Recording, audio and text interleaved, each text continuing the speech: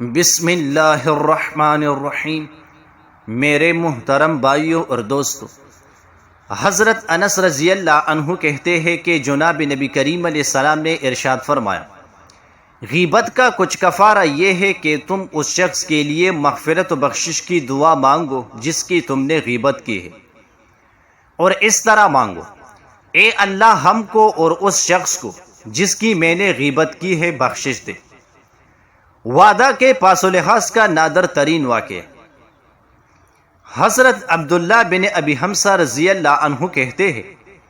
کہ نبی کریم علیہ السلام کے نبی ہونے سے پہلے ایک مرتبہ میں نے جناب نبی کریم علیہ السلام سے ایک چیز خریدی اور کچھ قیمت کی ادائیگی مجھ پر باقی رہ گئی۔ میں نے آپ سے وعدہ کیا کہ میں بقیہ قیمت لے کر آپ کی خدمت میں اسی جگہ حاضر ہوتا ہوں، لیکن میں اس وعدہ کو بھول گیا اور 3 دن کے بعد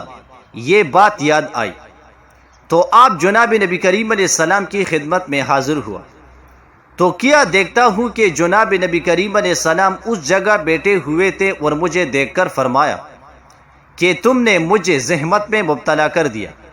میں 3 دن سے اسی جگہ بیٹھا ہوا تمہارا انتظار کر رہا ہوں۔ حسن معاشرہ کی مثال۔ حضرت نعمان بن بشیر کہتے ہیں کہ ایک دن حضرت ابوبکر صدیق رضی اللہ عنہ نے نبی کریم علیہ السلام کی خدمت میں حاضر ہونے کے لیے دروازے پر کھڑے ہو کر جناب نبی کریم علیہ السلام سے اجازت طلب کی۔ جب بھی انہوں نے حضرت عائشہ رضی اللہ عنہا کی آواز سنی جو زور زور سے بول رہی تھی، پھر ابوبکر رضی اللہ عنہ جب گھر میں داخل ہوئے تو انہوں نے حضرت عائشہ رضی اللہ عنہا کو تمانچہ مارنے کے ارادہ سے پکڑا اور کہا، خبردار، آئندہ میں تمہیں جناب نبی کریم علیہ السلام کی آواز سے اونچی آواز میں بولتے ہوئے نہ دیکھوں۔ ادھر نبی کریم علیہ السلام نے حضرت ابوبکر رضی اللہ عنہ کو مارنے سے روکنا شروع کیا۔ پھر حضرت ابوبکر رضی اللہ عنہ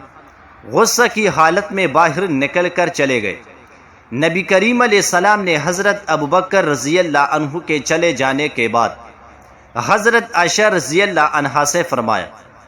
تم نے دیکھا میں نے تمہیں اس آدمی یعنی حضرت ابوبکر رضی اللہ عنہ کے ہاتھ سے کس طرح بچا لیا۔ حضرت عائشہ رضی اللہ عنہا کہتی ہے،